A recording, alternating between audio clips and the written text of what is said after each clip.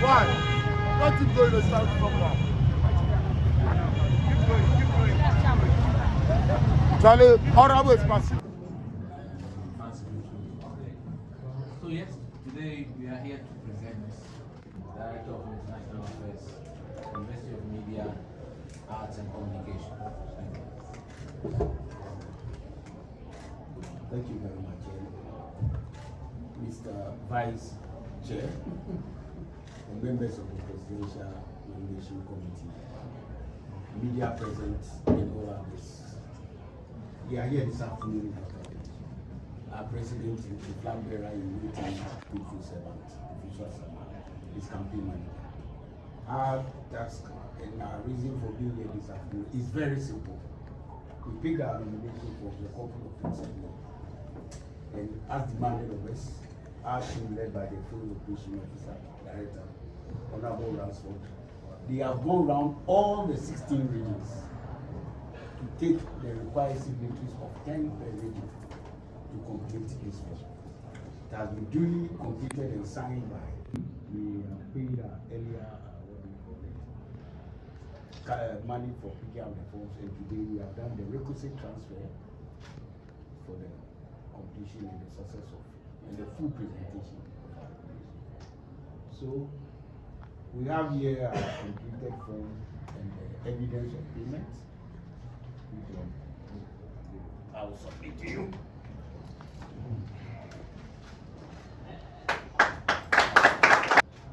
His Excellency waiting with all the attachments.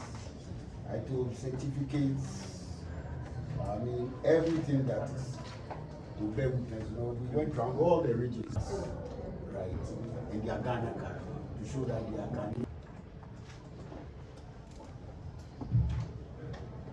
You have a few comments before Yes. I round up. Well, normally, I don't know whether I do it after you round up, but I normally There's always protocol. Yes. You speak and I end. Okay. Chairman. Good afternoon, distinguished ladies and gentlemen of the media, cherished friends of our great elephant family, patrons of our beloved new patriotic party. Today marks a pivotal milestone in my lifelong political journey as I submit my nomination forms before you, inspired and resolute. This moment is more than a personal aspiration. It is a reaffirmation of my unwavering commitment to the values and principles that anchored deeply in the need to restore our cherished values of service, sacrifice and selflessness back into our party and in our general society. Ghana's democracy now stands in urgent need of leaders unafraid to take difficult decisions, to provide real solutions, and to serve with authenticity, integrity, and substance. We must put the nation on a war footing, rolling our sleeves, restoring the culture of hard work, meritocracy, and professionalism back to the workplace and in the society in general. I envision a Ghana that is economically robust, resilient, fiscally responsible, socially cohesive, and fully accountable to the citizens. Ghana must heal from the stridently divisive and chronic polarization that has become an ugly feature of our recent politics. After nearly 7 decades of our independence, we must reflect on how far we have fulfilled what we set out to achieve with our independence. The Fourth Republic, it must be stated, it's useful to recall, was born out of adversity with the sweat, toil, and blood of many Ghanaians. Unfortunately, the much-touted democracy has not yielded the expected economic dividend. Our current dire economic situation has led us to a demoralized, despondent, and disillusioned population. A growing sense of apathy has gripped our youth and twisted their mindset of what it means to take features of our current existence. Poor sanitation, illegal mining, galamsey, high unemployment, non-existent city planning, resulting in chaotic explosion of slum settlements in our inner cities.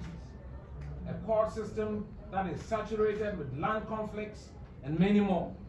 My heart continues to bleed over the trajectory of our beloved country.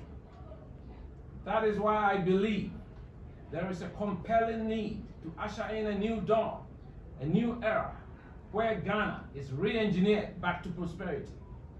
My big plan is about the creation of wealth. A Ghana where every citizen, his property, especially land, is utilized to unlock capital and create personal wealth to facilitate access to quality education, healthcare, and other opportunities. Unfortunately, from time immemorial, communities have been displaced and their lands appropriated without fair compensation. Ghanaian landowners have been sidelined in decisions that affect their own ancestral lands. Our youth have watched as their futures destroyed by mining operations that promise prosperity but have delivered contaminated farmlands, polluted water bodies, and a damaged environment. Nearly 7 decades of lost opportunities, and with it, broken trust, which has rather put money in the hands of foreign interests, corrupt politicians and their cronies. These failures did not start with the Fourth Republic. They are rooted in colonial legacies and post-independence mistakes. The continued neglect of the interests and the voices of those most impacted by Galamsey remains an existential threat to our national security. Thank you very much. Colleague and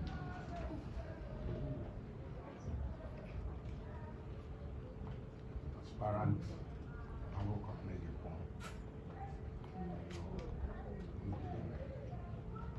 You have received the forms as required. I want to thank you for God's guidance, for the opportunity to take your forms, go through the hectic and Korean tax, running around the country, being able to present the forms today as the first applicant. That which will ensure that at the end of the day, when we are done with the elections in January, the party will move forward as one, aiming at the victory that we desire in 2028. On this note, I want to wish you well. I want to pray that the good Lord will guide you, direct you, give you the needed strength, health, and resource, and also protect you against any evil attacks. That whatever you desire in your heart, if it's the wish of God and the will of God, shall come to pass. Thank you all. God bless you.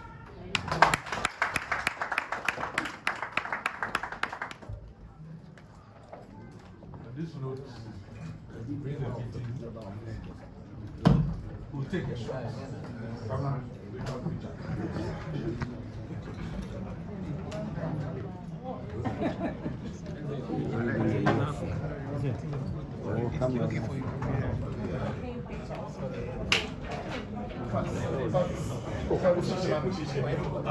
Dale. Madame, facciamo un break.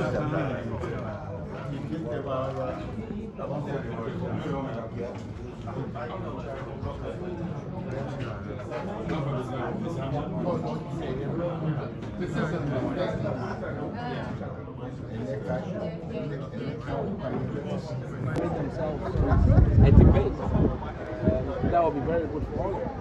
And it will change the atmosphere that seems a bit poisoned, and so that we can restore ourselves to proper democracy, democracy that will let the younger generation feel attracted to it.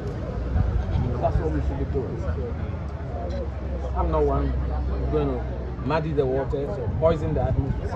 Once in a while, when there are historical facts that have been distorted, it's my duty to correct them. Especially as a former general secretary, I see myself as a custodian of the history, the tradition of this party. Fortunately, I would say, in all humility, I have become the only one amongst all of us who was there in 1992 campaigning for Professor Dubois.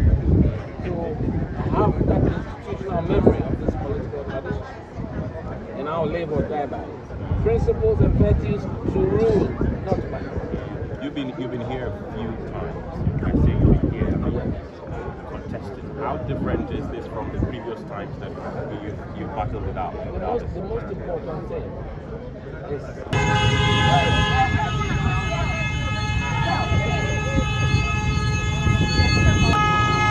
Football.